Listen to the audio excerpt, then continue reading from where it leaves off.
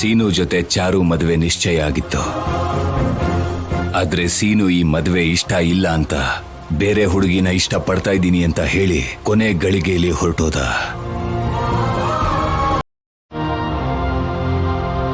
ನಾನು ಈ ವಿಷಯದಲ್ಲಿ ಯಾವ ನಿರ್ಧಾರ ತಗೋಬೇಕೋ ಅರ್ಥನೇ ಆಗದಿರೋ ಪರಿಸ್ಥಿತಿಯಲ್ಲಿ ನಿಂತಿದ್ದೀನಿ.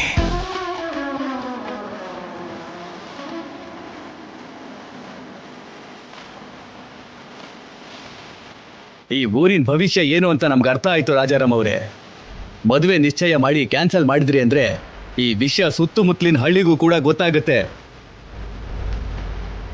ಈ ತಪ್ಪು ನಡೆದಿದ್ದು ಕೂಡ ಯಾರೋ ನನ್ನಂತ ಸಾಮಾನ್ಯನ ಮನೇಲಲ್ಲ, ಎಲ್ಲರೂ ಆದರ್ಶವಾಗಿ ತಗೊಂಡಿರುವಂತ ರಾಜಾರಾಮ್ ಅವ್ರ ಮನೆಯಲ್ಲಿ. ನಾಳೆ ಯಾರಾದ್ರೂ ಸಂಬಂಧ ಬೆಳೆಸೋದಿಕ್ಕೆ ಅಂತ ಈ ಊರಿಗೆ ಬಂದ್ರೆ ರಾಜಾರಾಮ್ ಅವ್ರ ಮನೇಲಿ ನಡೆದಿರೋ ಅನ್ಯಾಯನೇ ನಿಮ್ಮನೇಲೂ ನಡಿಬೋದು, ಒಂದು ಹೆಣ್ಣಿಗಾಗಿರೋ ಅವಮಾನನೇ ನಮ್ಮಗಳಿಗೂ ಆಗ್ಬೋದು ಅಂತ ಹುಡುಗಿನ ಕೊಡೋದಕ್ಕೆ ಈ ಊರಿಗೆ ಯಾರೂ ಕಾಲಿಡಲ್ಲ.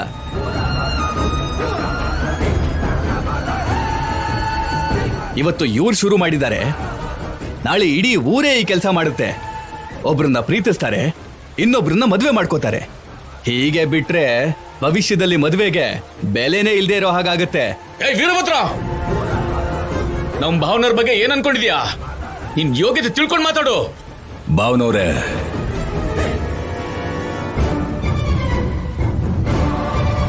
ರಾಜಾರಾಮ್ ಅವರೇ, ನೀವು ಹೇಳಿದ್ದನ್ನ ನಂಬೋದಕ್ಕೆ ಆಗ್ತಿಲ್ಲ. ಅವ್ರು ಮಾಡಿದ್ದ ಆರೋಪಗಳು ನಿಜ ಅಲ್ಲ ಅಂತ ನೀವೇ ಹೇಳಿ. ಈ ಪಂಚಾಯಿತಿ ಅವ್ರಿಗೆ ಶಿಕ್ಷೆ ಕೊಡುತ್ತೆ.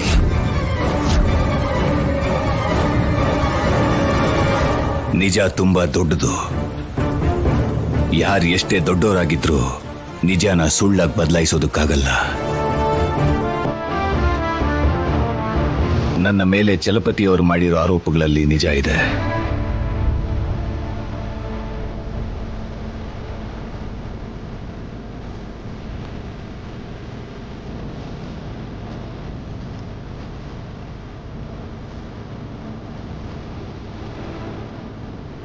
ರಾಜಾರಾಮ್ ಅವರೇ, ಏನಿದು? ನೀವು ತಪ್ಪು ಮಾಡಿದ್ದೀರಾ ಅಂದ್ರೆ ನಂಬೋಕ್ಕಾಗತ್ತಾ?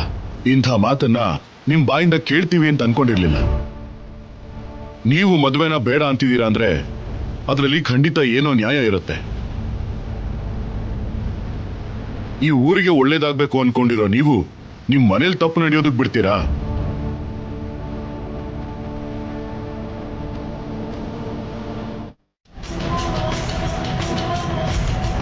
ರಾಜೇಶ್ವರಿ, ಮದುಮಗಳನ್ನ ರೆಡಿ ಮಾಡಿದ್ದು ನೀನೇ ಅಲ್ವಾ? ಬೇಗ ಹೋಗಿ ಕರ್ಕೊಂಡು ನೀನ್ ಬಂದ್ಬಿಟ್ರೆ ವೇದ ಮಂತ್ರಗಳನ್ನ ಹೇಳಿ ಬೇಗ ಮದುವೆ ಮಾಡಿ ಮುಗಿಸ್ಬಿಡ್ತೀನಿ. ಏನೋ ಮುಖ್ಯವಾದ ಕೆಲಸ ಇದೆ ಅಂತ ಹೊರಗಡೆ ಹೋದ್ಲು. ದೇವಸ್ಥಾನಕ್ಕೆ ಬರ್ತೀನಿ ಅಂತಾನೂ ಹೇಳಿದ್ಲು. ನೀವು ಇದೇ ದೇವಸ್ಥಾನ ಅಂತ ಹೇಳಿದ್ರ ಅಮ್ಮ? ಹೇಳಿದ್ದೀನಪ್ಪ, ಇಲ್ಲಿಗೆ ಬರ್ತೀನಿ ಅಂತಾನೂ ಹೇಳಿದ್ಲು.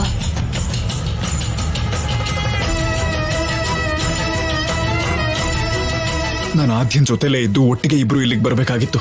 ಸುಮ್ಮನೆ ಇವ್ರು ನಂಬ್ಕೊಂಡು ಹೋದೆ. ಇವಾಗ ಬರ್ತಾಳೋ ಇಲ್ಲ ಕೈ ಕೊಡ್ತಾಳೋ ಒಂದು ಗೊತ್ತಾಗ್ತಾ ಇಲ್ಲ.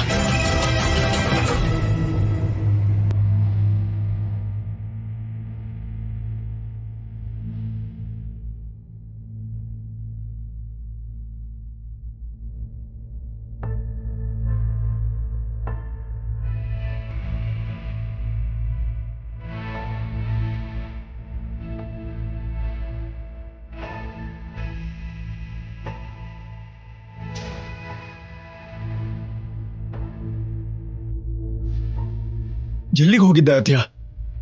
ನನಗೆ ಎಷ್ಟು ಟೆನ್ಷನ್ ಆಗ್ತಿತ್ತು ಗೊತ್ತಾ? ನೀನ್ ನೋಡಿದ್ರೆ ಏನು ಇಲ್ಲ ಅನ್ನೋ ತರ ಇದೆಯಾ? ಅಂದ್ರೆ ಯಾರೂ ಇಲ್ದೇನೆ ನಮ್ ಮದ್ವೆ ನಡೀತಿದ್ಯಲ್ಲ ಸೀನು. ನನ್ ಮಮ್ಮ ಎಲ್ಲರ ಎದುರುಗಡೆ ವೈಭವವಾಗಿ ನನ್ ಮದ್ವೆ ನಡಿಬೇಕು ಅಂತ ಇಂಡಿಯಾಗೆ ಕಳ್ಸಿದ್ರು. ಆದ್ರೆ ನಾನೇನೋ ಯಾರಿಗೂ ಹೇಳ್ದೇನೆ ಮದ್ವೆ ಮಾಡ್ಕೋತಿದ್ದೀನಿ.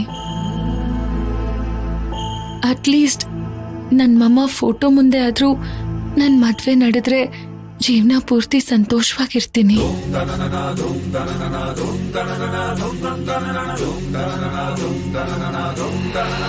ಅವ್ರ ಆಶೀರ್ವಾದ ನಮ್ ಜೊತೆ ಇದ್ದಾಗಿರುತ್ತೆ.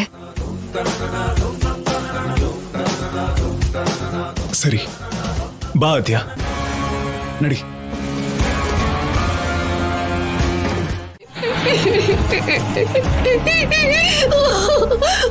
ನನ್ನ ನೋವನ್ನು ನಿನ್ನ ಹತ್ರ ಬಿಟ್ರೆ ನಾನು ಬೇರೆ ಯಾರ ಹತ್ರನೂ ಹೇಳ್ಕೊಳಕ್ಕಾಗಲ್ಲ.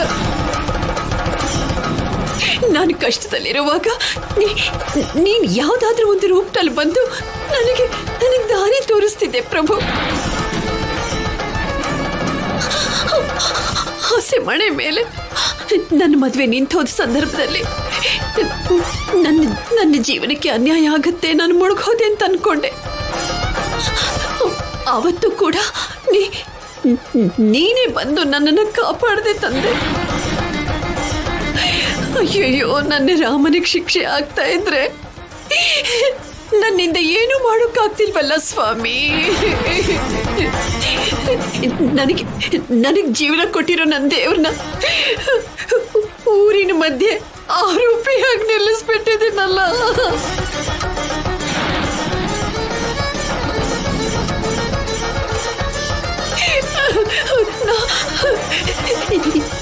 ಈ ಕೈಯಾರೇನೆ ಆದ್ಯನ ಕರ್ಕೊಂಡು ಬಂದು ದೇವರಂತ ನನ್ನ ಗಂಡನಿಗೆ ನಾನೇ ಕಷ್ಟ ಕೊಟ್ಬಿಟ್ಟೆ.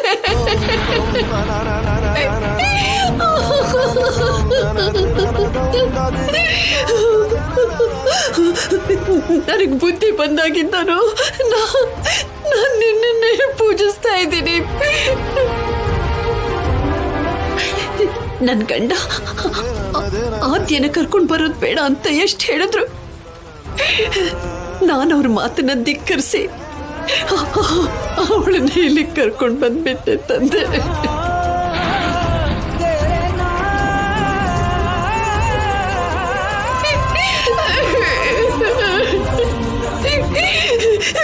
ನನ್ನಷ್ಟು ದುರದೃಷ್ಟವಂತೆ ಯಾರೂ ಇಲ್ಲ ಸ್ವಾಮಿ.